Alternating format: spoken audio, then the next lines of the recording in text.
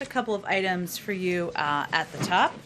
As you all know, last week the President and a bipartisan group of senators announced a historic infrastructure deal that would put Americans back to work with the biggest investments in our roads and bridges since the creation of the interstate highway system, connect every American to broadband, make unprecedented strides in climate and clean energy leadership, eliminate all lead drinking water pipes for the biggest investment in clean drinking water in our history, and make the biggest investment in rail since the creation of Amtrak. And no surprise, there is a lot of interest and excitement out there. The National Governors Association, as well as individual governors on both sides of the aisle, like Gretchen Whitmer and Charlie Baker, have come out in support. The U.S. Conference of Mayors, the AFL-CIO, the United Steelworkers and IBEW, the American Society of Civil Engineers, numerous tribal communities, the Business Roundtable, the Rural Broadband Association, the National Association of Counties, and many others. The President will travel to Wisconsin tomorrow to keep actively making the case for this agreement and getting it over the finish line. And he's also going to continue to make the case for his American Families Plan, which we're also fighting to pass through the tooth path approach that we've been discussing with all of you. Also wanted to note for all of you that today, thanks to the President's commitment to playing a leading role in ending the pandemic everywhere, 2 million doses of the Pfizer vaccine will begin to ship to Peru from the United States, and 2.5 million doses of the Moderna vaccine will ship to Pakistan. Over the weekend, we announced we are sending 1.5 million doses of Moderna to Honduras, and over this week, we'll be able to announce more places that the United States will be sending our doses. Finally, I wanted to make sure that you all saw that today, Education Secretary Miguel Cardona announced the release of nearly $4 billion in funding to the Puerto Rico Department of Education, including $2 billion from the American Rescue Plan to help the island's continued recovery from the COVID-19 pandemic. Secretary Cardona is in Puerto Rico today, meeting with students, government officials, and education leaders. Josh, why don't you kick us off? Great, thanks, Jen. Senator McConnell today said that President Biden should tell Speaker Pelosi and Leader Schumer to de-link the bipartisan infrastructure bill from any reconciliation measures. Does President Biden intend to tell congressional leaders what to do on this matter? Well, first, let me just reiterate, the President looks forward to signing each bill. He's long supported the two-track approach, and his view is that the American people are most interested in what we're going to do to deliver for them, how we're going to rebuild their roads and their railways and their bridges, how we're going to make sure they have access to broadband, that we're eliminating lead from drinking water. That's where his focus will continue to be. The case he'll make when he's in Wisconsin tomorrow. He will, of course, work very closely with the leaders in Congress, Leader Schumer, Speaker Pelosi. I know Leader Schumer has noted that he plans to bring up both the infrastructure bill and reconciliation in July, but he'll continue to work closely with them and other members. Go ahead. And then, secondly, Senator Murphy of Connecticut says he's worried about how the administration used Constitution's Article 2 authority for the warplane strikes in Iraq and Syria. Can you explain the administration's view on Article 2 and kind of how it's thinking about that matter? Sure. Well, first let me say, as a matter of domestic law, the President took this action, the airstrikes that were announced yesterday by the Department of Defense, pursuant to Article 2 authority to defend U.S. personnel. The targeted strikes were directed at facilities used by Iran-backed militias involved in these ongoing attacks for purposes including weapons storage, command, logistics, and unmanned aerial vehicle operations. So Article 2, the self-defense, the defense of the United States and our interests is our domestic justification for these strikes announced yesterday. Go ahead. Just to follow up on that, so has President Biden been in touch with House Speaker Nancy Pelosi or Leader Schumer following his clarification that he issued over the weekend? You're not talking about the airstrikes, you're talking about infrastructure. Yeah. I was like, we have been in touch with a range of Democrats and Republicans, including leaders of both of the Democratic Party in both houses, I should say, about the path forward, certainly. Pelosi kind of drew a really hard line on this. I mean, she just said flat out, we will not take up the bill in the House until the Senate passes the bipartisan bill and a reconciliation bill. So does the White House feel like they need to get Pelosi on board with this approach that President Biden is taking? Look, I think the most effective role, most impactful role, I should say, that the president thinks he can play, and I think it's safe to say that leaders in Congress, Speaker Pelosi, Senator Leader Schumer, and including Republicans who supported this infrastructure bill, want the president to play, is to make the case to the American people, to the public, about how officials are working together to deliver for them. And that's exactly what he's going to do tomorrow. That's exactly where his focus will be. And certainly we'll work in close coordination with leaders in Congress, but it's up to them to determine the sequencing of the legislation. Go ahead. Florida, does the president plan to go to Florida? Has he spoken to any of the victims' families so far? Well, let me first give you just a little bit of an update on what we have been doing over the last several days. As you know, because we issued a readout yesterday, the president sent his FEMA administrator down to Florida, who had a meeting with Governor DeSantis and others while he was in Florida. The president spoke to him and received a briefing afterwards. In addition, we have more than 50 personnel on the ground coordinating closely with state and local officials and providing assistance. FEMA has deployed an incident management assistance team, as well as building science experts, structural engineers, and geotechnical experts to support search and rescue operations, and a mobile command center. The U.S. Army Corps of Engineers is also being mission assigned to provide technical assistance for debris removal, and 2 FEMA-supported search and rescue teams are involved in the response to the devastating incident, and additional FEMA National Urban Search and Rescue System teams are on alert to support personnel already on the ground. In addition, last item, FEMA is coordinating with the state to support the opening of a family assistance center and is providing communication support to ensure information is available. In terms of a visit by the president, we always assess, we always want to ensure that we're not pulling from local resources. We don't want to draw resources that are needed in the ongoing search and rescue operations and efforts. We will remain in close contact with officials on the ground, and certainly if there's a trip to preview or announce to all of you, I will be ready to do that. Go ahead, Major. The statement the president released Saturday, what was the need for that? And did the president earlier miscommunicate, or did Senate Republicans simply misunderstand on the infrastructure deal? Well, I will say, Major, that I think that the statement was quite lengthy and quite detailed in the president's name, and the president's voice. And a couple of the points he made in there quite clearly were that last week when he had the press conference, as you all know, he he indicated he would refuse to sign the infrastructure bill if it was sent to him without his American Families Plan and other priorities, including clean energy. That statement upset some Republicans who did not see the 2 plans as linked, as you all know, who are also hoping, as you all know, to defeat the Families Plan and do not want to see their support for the infrastructure plan as aiding passage of the Families Plan. As was noted in his statement, he left the impression that he was issuing a veto threat on the very plan that he had just agreed to, which was not his intent. And he wanted to make clear that was not his intent. And in the statement, he also reiterated his intention to move forward with advocating for, using the bully pulpit, making phone calls, working his heart out to get the American Families Plan through. And his view is that you can do both and should be able to do both. And there can be disagreement even as he's pursuing the American Families Plan. So he miscommunicated. I think he made pretty clear, Major, in his statement this weekend that we issued this weekend that he did not send that was not the message he intended to send. And you have said a couple of times the president's going to tell the country what's in it, but even those who have supported it say we'd like to know more about it. I mean, when are the details going to be really available for those, for example, who live in Flint, Michigan, or any other city in America that does have a lead pipe situation, to know exactly what's going to be spent, when it's going to be spent, and the core legislative language that, when I used to cover Senator Biden, he would be very much focused on?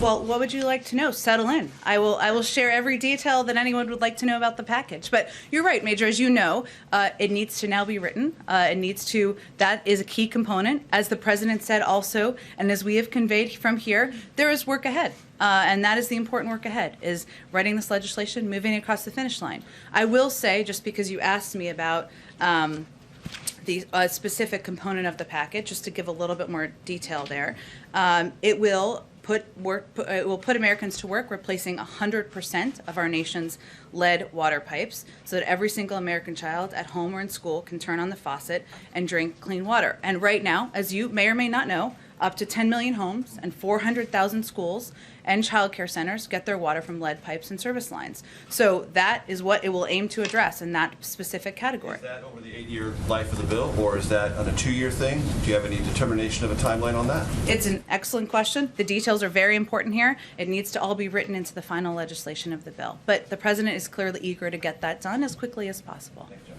Go ahead. Thank you, Jen. Just another question about infrastructure. You're saying that the president was trying to clear up what he meant on Thursday and that it was not his intention to issue a veto threat. He said, if they don't come, the two bills together, I'm not signing. Real simple.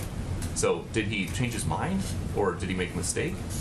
I will say, Peter, I know that we're quite focused sometimes on process in here. I understand that.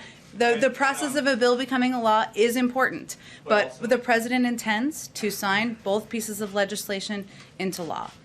He is eager to do that, looking forward to do that. As you know, they are both moving forward on dual tracks in Congress. The leaders in Congress are ensuring that is happening. Okay. Something one of the advisors said this weekend, Cedric Richmond, he said, Republicans defunded the police by not supporting the American Rescue Plan. But how is it that that is an argument to be made when the president never mentioned needing money for police to stop a crime wave when he was selling the American Rescue Plan? Well, the president did mention that the American Rescue Plan, the state and local funding, something that was supported by the president, a lot of Democrats who supported and voted for the bill, could help ensure local cops were kept on the beat in communities across the country. As you know, didn't receive a single Republican vote. That funding has been used to keep cops on the beat. But at the time, that was sold as these local police departments might have a pandemic-related budget shortfall, not we need to keep cops on the beat because there's a crime wave. I think that any local department would argue that keeping cops on the beat to keep communities safe when they had to, because of budget shortfalls, fire police is something that helped them address crime in their local For those communities. in the local communities, the White House's argument was the American Rescue Plan is going to be $1,400 checks. It's going to be vaccines, vaccinators. It's going to put us on the path to beating the virus, not... It did those things as well. It was a pretty good bill and piece of legislation. Okay, Go ahead. Just one more. Oh. This weekend, Gwen Berry, who hopes to represent the United States as an Olympian on the hammer throwing events, won a bronze medal at the trials, and then she turned her back on the flag while the anthem played. Does President Biden think that is appropriate behavior for someone who hopes to represent Team USA? Well, Peter, I haven't spoken to the president specifically about this, but I know he's incredibly proud to be an American and has great respect for the anthem and all that it represents, especially for our men and women serving in uniform all around the world. He would also say, of course, that part of that pride in our country means recognizing there are moments where we are, as a country, haven't lived up to our highest ideals, and it means respecting the right of people granted to them in the Constitution to peacefully protest. Go ahead. I want to switch gears real quickly on the COVID crisis. Sure. So you're planning a really large party at the White House on the 4th Yes. of July. A party for 1,000 people. frontline workers and men and women who served our country, yes. And also the National Mall will be open, but we are getting reports now of increasing cases of the Delta variant. Experts are now warning that those who got the J&J vaccine might actually need a booster shot. Some of these experts have actually gotten such booster shots themselves to guard against the Delta variant. Is this too soon? Are you being risky by basically allowing many, many people to get to the National Mall on the 4th of July? Is there a risk that you could be, in essence, doing exactly what was criticized by the Trump administration? Well, creating large gatherings that are risky. Let me first say that we have been, our North Star has been data, has been scientists, has been the advice of our medical experts at every point since the president took office. And just a few factual details. I'm just saying, in addition to what you conveyed, the majority of Delta cases are in people who are unvaccinated. We may see some vaccinated people who test positive for COVID, of course, as we know from the data, but those people often have mild symptoms, remain out of the hospital, and the best way we continue to convey to people across the country to protect yourself is to get vaccinated, including and specifically the higher percentage of young people under the age of 27, who are at a lower rate of vaccination than people who are over that age. So I would say we, of course, will continue to evaluate any steps that need to be taken to protect the public, protect the American people, but we have made significant progress, and we are confident in our plans moving forward for July 4th. Is there anything that would change your mind? I mean, if we see a spike over the next few days, is there any chance that you could change the plans or curb it or limit it in some way? I mean, especially because the people who are coming to events like this do tend to be young people. I don't anticipate at this point our plans changing. We, of course, are always driven by the advice of our health and medical experts, but beyond that, I don't anticipate that at this point. Oh, go ahead, Judy. Okay. Quickly, just on Israel. So Yeah. the president is going to be here today. Yeah. What are the plans? What plans do you have for a visit with the new Israeli government? Is that, can you say a word or two about that? Sure. And what your goals are for the visit? Yeah, absolutely. So let me first say, on the first question you asked, we are, we do look forward, the President looks forward to hosting Prime Minister Bennett soon. We're working on a date, but don't have anything to preview at this point in time. Today's visit is a chance to recognize President Rivlin's support for the bilateral relationship and for maintaining strong bipartisan support for Israel. The visit is also an opportunity to highlight the deep ties and enduring partnerships between our nations, as well as a chance for the leaders to compare notes and consult on both the challenges and opportunities facing the region.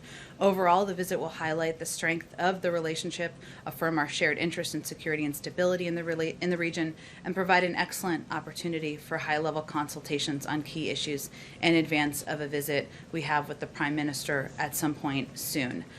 So it's also building, I should say, on recent engagements we've had at a variety of levels, Secretary Austin and Secretary Blinken, as well as our National Security Advisor. Go ahead, Caitlin. Senator Romney told Jake Tapper that his reading of the president's statement over the weekend was, if the infrastructure bill reaches his desk and it comes alone, he will sign it. Is that an accurate reading of that statement from the president? The President looks forward to and expects to sign each piece of legislation into law. And he's going to work his heart out, getting both of them across the finish line. But if the infrastructure bill arrives and the reconciliation package is not here yet, no one has clarified that, yes, he will sign it.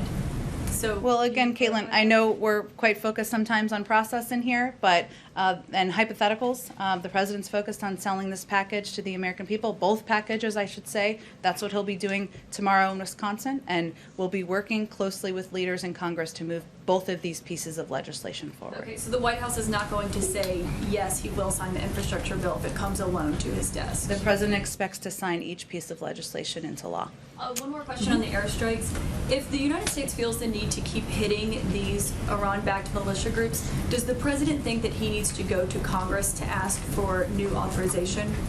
Well, the president has talked about his desire to update and work with Congress, Senator Kaine and others, to update authorization parameters and legislation. I will say, as I stated earlier, that the president is confident, as is our team, in our legal justification, I should say, through Article 2 and our authority and our ability to defend U.S. security personnel, which is exactly what we did in this case. Can I follow up on that real quick? Jen, was there any consultation with Congress beforehand or our allies regarding the airstrikes, and what's the next step? I mean, you've had the airstrikes, but is there a reach out to Iran? We completed a number of member and staff notifications prior to taking action and are continuing to brief members of Congress. And we're also in close touch with partners in the region, but I'm not going to outline those from here. But specifically, will there be an outreach to Iran? Well, I would say that we are obviously working through. We just completed the 6th round of negotiations as it relates to the Iran nuclear deal. I don't have a timeline yet for when those will reconvene, but I don't have anything to preview in terms of other outreach to Iran. Go ahead, Kelly. I'll come to you in a second. Go ahead. In terms of the timing of those airstrikes, was there any relationship to the visit of the Israeli president today to have those actions prior to his visit? No. Okay. And is there a concern in the president's calculation there about now the threats of retaliation that are coming from some of these militia groups and what posture he needs to have given that? Well, the president's view is that it was necessary, appropriate, and deliberate action, these strikes, designed to limit the risk of escalation. We will take, and he believes we should and will take necessary and appropriate measures to defend U.S. personnel, partners, and allies in the region. Certainly, I would say, just kind of in relation to this question over here, we continue to believe that and have never held back from noting that Iran is a bad actor in the region. And they have taken part in and supported and participated in extremely problematic behavior in our view.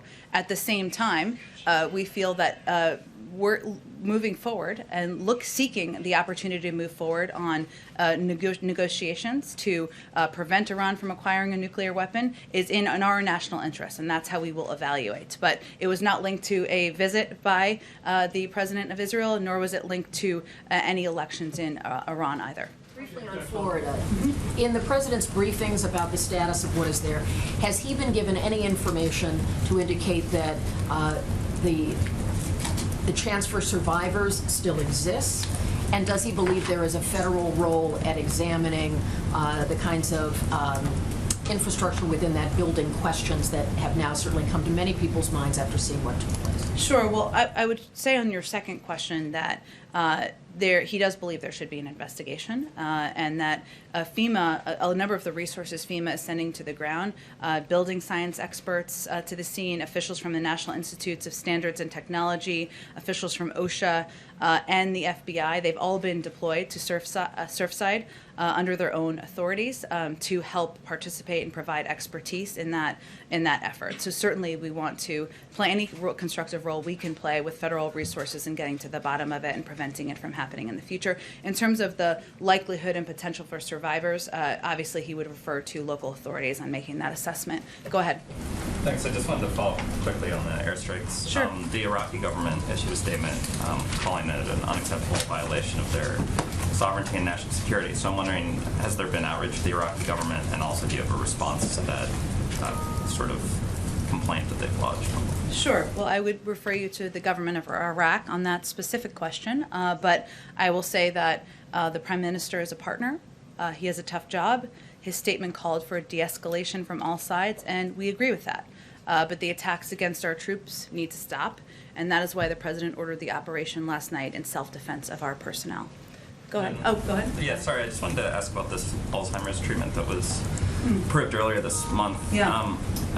My first question is if the President was at all concerned by the approval process, which seemed to overrule the advisory board, the outside advisory board that we've obviously learned a lot about in the last year, and that the approval was sort of outside the regular FDA standards for medicine like this. It's a great question. I know it was last week or the week before. I haven't spoken with him about this specifically. I can see if I can do that and get more back to you.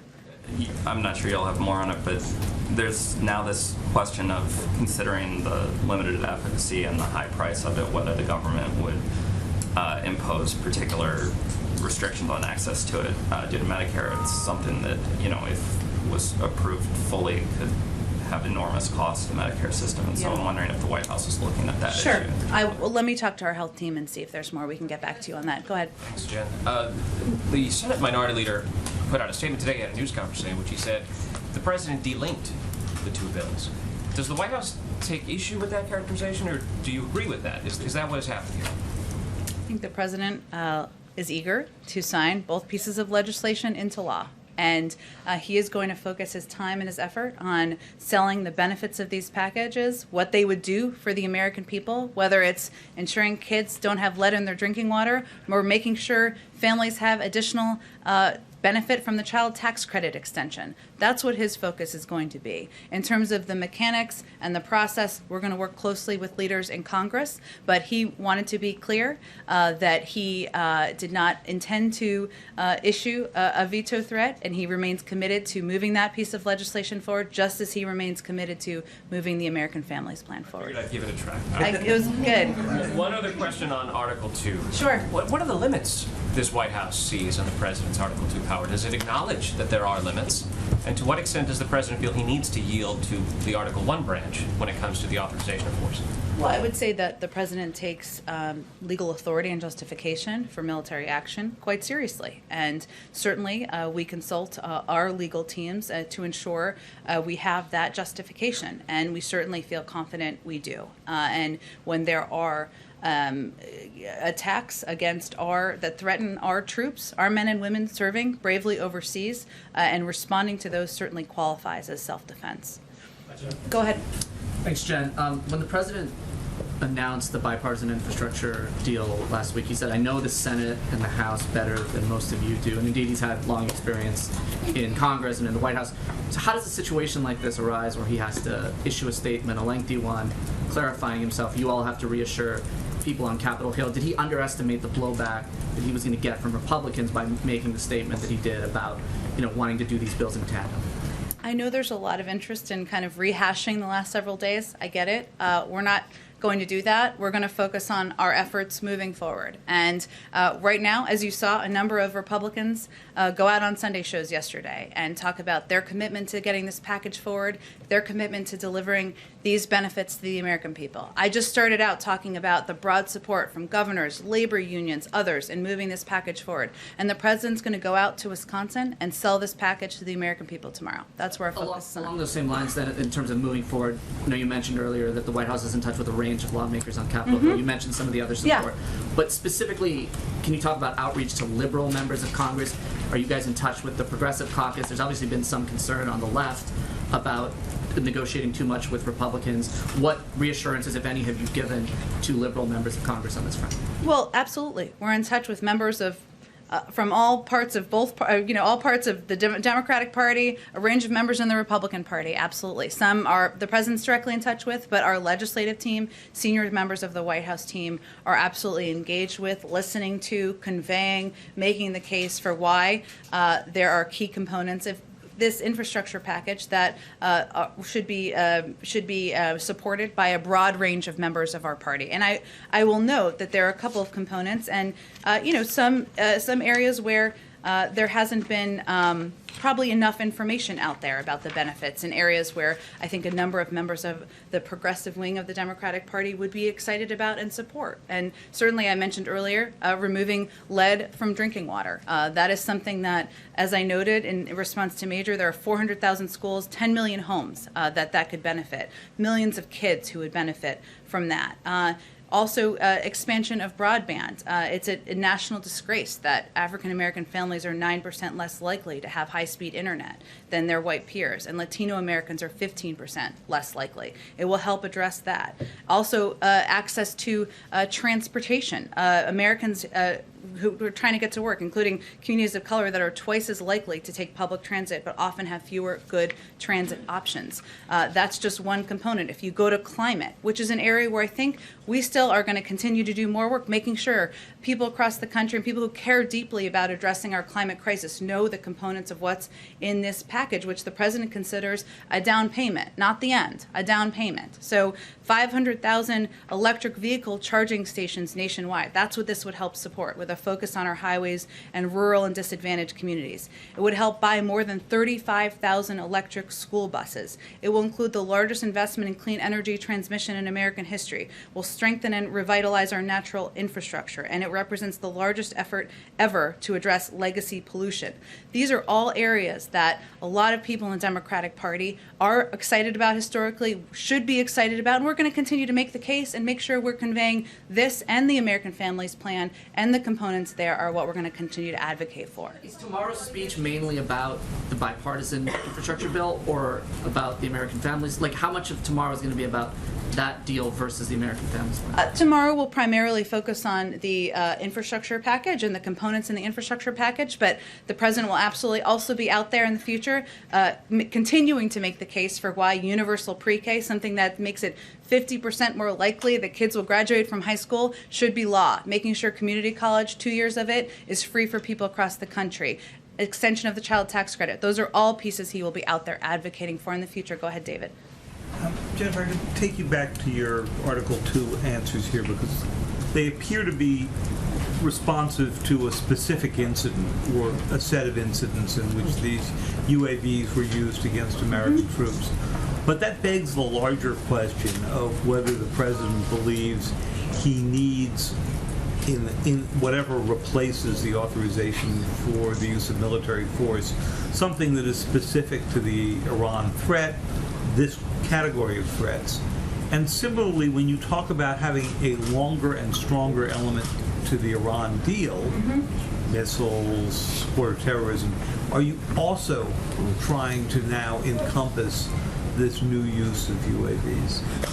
Well, I would say on the latter question, David, the focus, as you've noted and you just noted, certainly we want to look to build the Iran deal beyond what it was in the past. We've been very clear about that, and that's part of the discussions and negotiations, and the next step would be the 7th round of discussions and negotiations. But I would say that as it relates to responding to attacks on our men and women serving, or threats, I should say, to our facilities that are in the region, that we don't see that on the same exact track. Go ahead. Senator Murphy, in his statement, and I think the reason that he had some concern about this, I read it as less concern about the Article 2 element. To what he said was that it now seems as if we have a low-level war underway with the Iranians, because there's this sort of constant back and forth. Is that an assessment that you folks agree with? Our objective, David, is to de-escalate, but the president is going to reserve the option of responding when there is a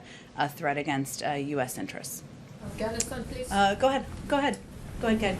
Just on the infrastructure and reconciliation bill, Senator Manchin suggested yesterday that he could support $2 trillion in a broader reconciliation bill. Does the president consider that to be a sufficient amount of spending?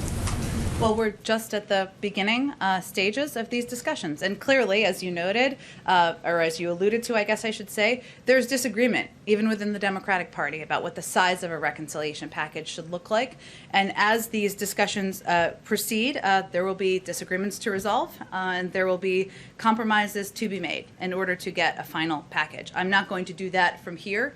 The president's going to continue to advocate for the inclusion of the American Families Plan and the key components in that package that he feels would be instrumental to helping the American public. And he will continue to advocate for the components of the budget he proposed. But he also recognizes there are important discussions, negotiations that are going to happen between even members of the Democratic Party on this path forward. The select committee that the speaker is supposed to announce later this week, has the president spoken to her about the membership of the committee, who he would like to see on the panel? And does he have a sense in when this report should be released? Does he think it's important that the findings of this select committee come out around the anniversary, for example?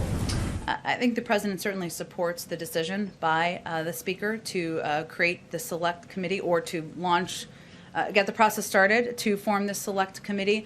In terms of the timeline of the release of a final report, I think he would refer to her and her judgment on that front.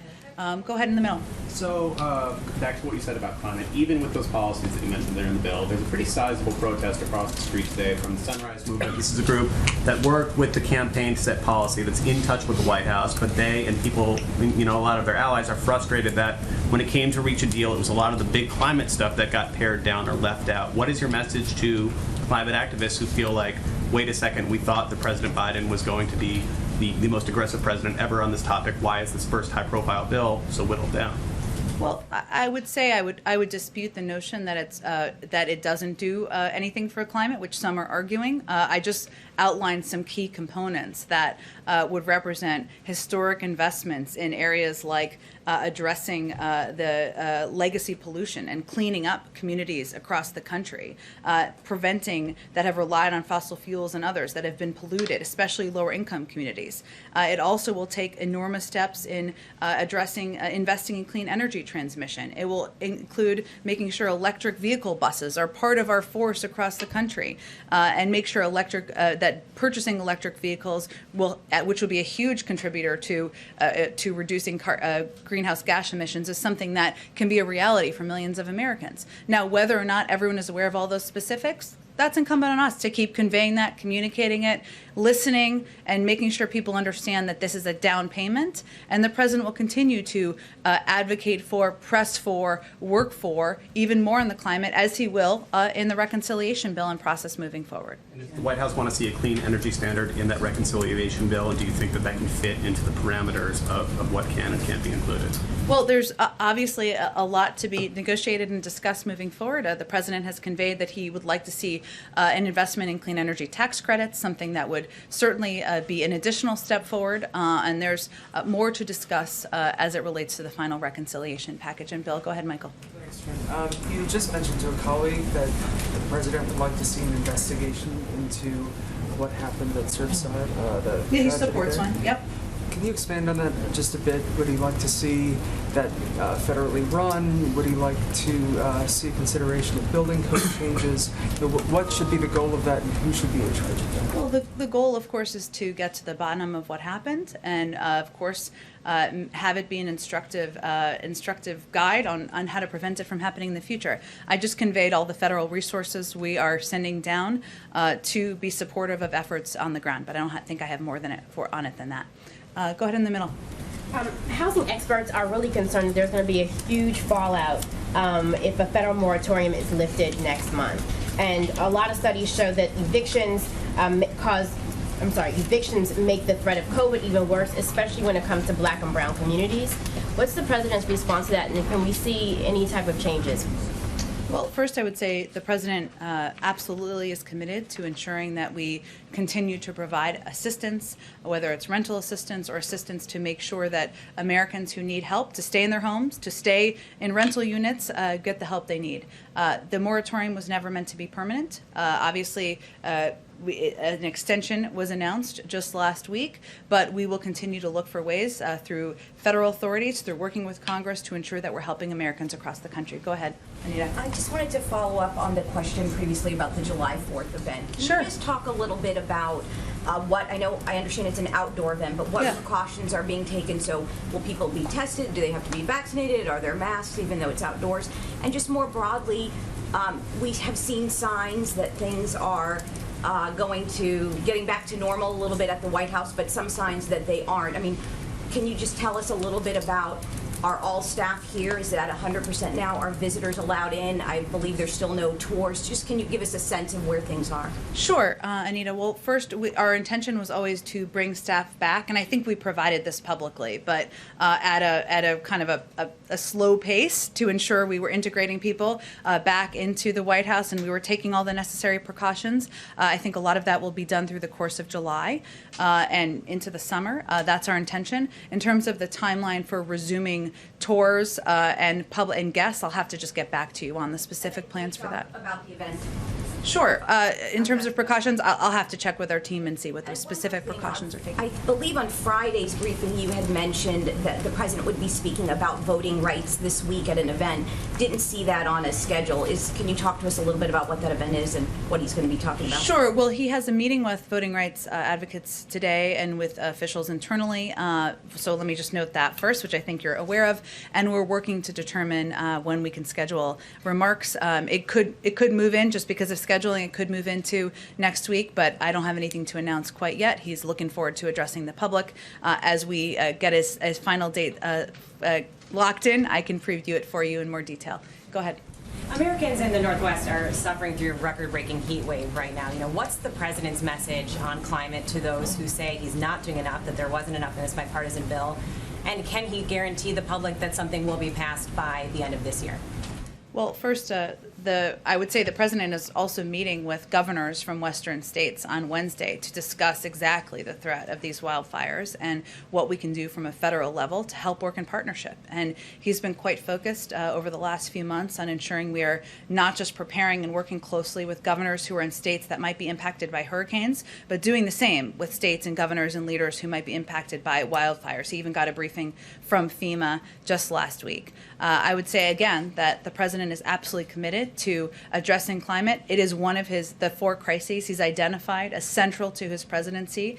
The components that are in the infrastructure package are a down payment on that, but he will continue to advocate for, fight for additional steps in the reconciliation package and moving forward through the course of his presidency. Go ahead, April. I want to ask two questions. One on policing and the other on voting rights. Okay. Voting rights. On policing, the framework was announced last week of policing, George Floyd Justice and Policing Act. But with that said, what pieces are in it that the White House applauds? What pieces are out that the White House wants back in? Because we understand qualified immunity may or may not be in there. Some parts may be in versus other parts. Well, I understand your question, April, but we're going to let the negotiators speak to more specifics of what is in the framework and the next steps from their end. We are closely in touch with them. As I've noted in the past, the President will look forward to welcoming them to the White House at some point when appropriate, but we're going to let them announce the details of their agreement or their framework when appropriate. Is the President in the debate where it comes to intentionality from police when someone is killed in their hands, is he involved in that debate? Does he stand on the side of that? How do you mean involved? Meaning that piece of, because there's a large component of the nation that feels that the intention should be put into it, as well as if it just happens as they're in police custody. So both pieces should be in it. Is the President weighing on one side or the other on that piece? Again, April, we're just going to let the negotiators speak to what's in the package and what's in the framework at the appropriate time when they're ready to do that. And on voting rights, again, I'm going back to the issue that I asked, leaning in. It seems like the President is doing more. But is there concern if the President leans in too much with some of the members, some of the Republican members on the Hill, that it could backfire on him? Because we've heard that bit. In what way? In the way that they don't want civil rights. If the President himself, with the gravitas, with the weight of this law to be purged, if he leans in too much on it, could just backfire. Is that a concern from you and from the rest of the members of this White House? No. Go ahead. I just want to follow on Anita's question. Most members of the press who come in here now are vaccinated and don't have to be tested every day. Is that also the case on the staff? Is all the staff vaccinated? And if you're going to come in close contact with the President, you still have to be tested? Yes, I mean it's different there's different categories of people who have regular contact with the President and otherwise. So some are tested twice a week, some are tested once a week. As you know, when there's travel, that's a different circumstance. But we still do have staff tested regularly here at the White House. And everybody on the staff has been vaccinated? I don't know if every single person has been, but we can see if there's more specific data on that for you. Go ahead. Jen, thank you.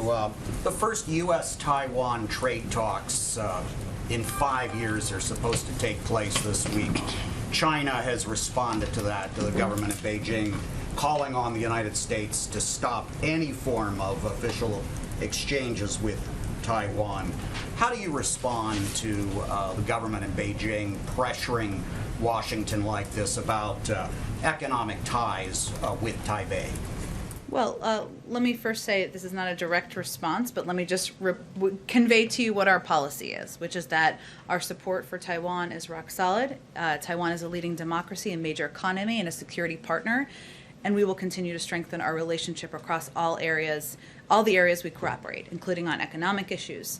We're committed to the importance of the U.S.-Taiwan trade and investment relationships, and we will continue to strengthen our trade relationship with Taiwan, which is why we are looking forward to the upcoming Trade and Investment Framework Agreement Council meeting, which was recently announced. We have also been clear publicly and privately about our growing concerns about China's aggressions toward Taiwan, and the PRC has taken increasingly coercive action to undercut democracy in Taiwan. We will continue to express our strong concerns to Beijing in that regard, and also our concerns about the PRC's attempts to intimidate others in the region. Go ahead in the back. Oh, go ahead, Nadia. Thank you, Jen. I have a quick follow-up and a question. Sure. On Iraq, I know you exhausted all the answers, but let me It's okay, go ahead. Go ahead. One last time. How do you balance the White House, in this case, the President's duty to protect Americans, whether civilians or military in Iraq, by hitting these militias and risking being violating the sovereignties of countries like Iraq, for example? Well, I think I conveyed a little bit earlier, but let me try to reiterate it or say it in a different way. The president, his view, he agrees, I should say, with the prime minister's comments that he wants to de-escalate. That's our objective. We don't want to see Iranian proxies threatening our interests in the region. Certainly, we would prefer that is not the case. At the same time, the president believes that when it is that we have to reserve the right to respond at a time and place of our choosing to protect and defend our people. That is certainly a balance that every president of the United States needs to strike, but it is one where he feels confident that the strikes that he announced yesterday were necessary, appropriate, and deliberate action designed to limit the risk of escalation.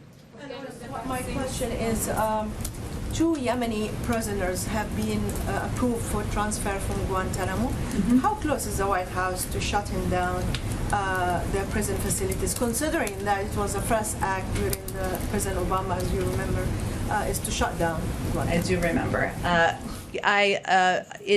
That is correct. I would say the Department of Defense would have the best update on the timeline. It remains something the president is certainly committed to doing and eager to move forward on.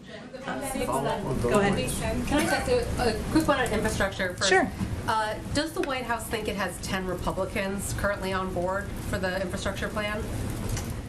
We'll continue to make the case, continue to convey to Democrats and Republicans why this package is something that will help their constituents across the country. But in terms of vote counting, I will leave that to leaders in Congress. Has the president spoken to Senator McConnell, or does he plan to speak to him specifically about this package? I don't have any calls with Speaker McConnell. I don't have any calls with Senator McConnell to read out. Sorry, it must be that time in the briefing. Go ahead. Thank you. There's reports from Afghanistan that the U.S. is going to send, I think it's 37 Black Hawk helicopters and a couple fixed-wing airplanes. Do you have any comments on that? And just more broadly, is there any concern about the prospects of American-made weaponry falling into the hands of the Taliban as they take over government positions, as they have been doing, and might be, expected to do more? Sure, it's something we've been quite cognizant of from our early engagement here, or at least engagement of the Biden administration, and before that, in terms of any reports of weapons, I would point you to the Department of Defense. Go ahead in the back. Hi, Jen. Thanks for taking my question. I wanted to ask you what what President Biden and the White House are doing to help agencies achieve the goals the president set on climate change early in the administration through his executive orders. There's been quite a few tasks in those orders that agencies have missed deadlines on or been delayed, and I wanted to ask what the White House is doing to help with that. Specifically agency by agency, this might be something that might be more useful if I get you kind of a written update about what is happening agency to agency. I can say broadly speaking that the president conveyed to his cabinet members from the beginning that ensuring we are moving forward and taking steps to address the climate crisis, and doing that with levers we have in the federal government, whether it is electrifying fleets in the government or taking steps to ensure we are being leaders on this front, is something that he has made a priority, but we can see if there's more of kind of a summarized update of what agencies are up to provide to all of you. Go ahead. And on COVID and vaccinations, what does the administration say to parents who are hearing on one hand from the nation's top doctors that children and younger Americans are more vulnerable as these variants are spreading, but at the same time, many children can't yet get vaccinated? Yeah, as a parent of children in that age bracket myself, it is challenging. And what we are continuing to convey is that we know it's been long. We know parents are exhausted and tired, but it's important to continue to abide by the public health guidelines, which means kids wearing masks in certain environments, not others. Obviously, you can look at the CDC guidelines to see what the specifics are. Obviously, we can't get ahead of the FDA process for approving vaccines. I know parents like myself are eager to vaccinate their children. Some also will still have many questions, as we have seen as the vaccine has become available for kids who are 12 and older. And that is also part of our process of engaging with pediatricians pediatricians and others to make sure parents can have those questions answered. So we can't expedite the FDA approval process. What we can do is continue to provide public health guidelines, make sure parents understand what it means if your kid is vaccinated or not vaccinated, even if it's because they're not eligible quite yet, and of course make sure we have resources and supply available if and when we reach that point in time. Go ahead. Go ahead. Thank you so much. I'll go to both of you. Okay, why don't you go in the front and then we can go to you in the maroon shirt. Yes, sorry, it's confusing. Okay. Go ahead. Okay, thank you for taking my question. I have a quick question about the Tokyo Olympic Games. The Japanese government extended the invitation to President Biden for the Olympic Games. Is President Biden still considering a trip to Tokyo next month? The president is not planning to attend the games. He will certainly be rooting for the athletes, as will I. I'm kind of obsessed with the Olympics, but that's not his. We will have a delegation from the United States, as we have historically had, but we will continue to also convey the public health guidelines and guidance that we've been delivering out there about only essential travel. Go ahead. Thanks, Jen. I appreciate it. A couple quick questions on Iraq again. So first of all, in the past, even during the Soleimani strike, usually these strikes came in response to incidents where a U.S. service member or a U.S. military contractor was killed. So is this an indication that this administration is now pursuing a more aggressive policy on responding to Iran-backed militia attacks in Iraq? And secondly, was this purely a retaliatory strike, or was it meant to actually throw out imminent hostilities beyond the Saturday Erbil strike upcoming in the future? Well, let me first say that the United States selected these targets because Iran-backed militias used them to conduct at least 5 one-way UAV attacks against U.S. facilities in Iraq since April. So it was in direct response to those specific attacks. And as I've noted before, of course, the president did this aligned with domestic law and international law as well. He has been clear. The president has been clear that there will be serious consequences if Iranian leaders continue to arm, fund, and train militia groups to attack our people. And obviously, we've seen. I wouldn't say. I mean, there's available information beyond the last few months, over the last year plus, as to what these attacks look like. This was the president's decision about how he would respond to them. I can't speak to the prior administration. Did it fraught imminent hostilities, though? I mean, not looking back. Like, was it retaliatory, or was there another attack in the works that these were intended to deter? We selected these targets in response to those 5 attacks I just noted. I think I just conveyed this clearly as the Department of Defense did. Okay, thanks everyone. Have a good afternoon. Thank you.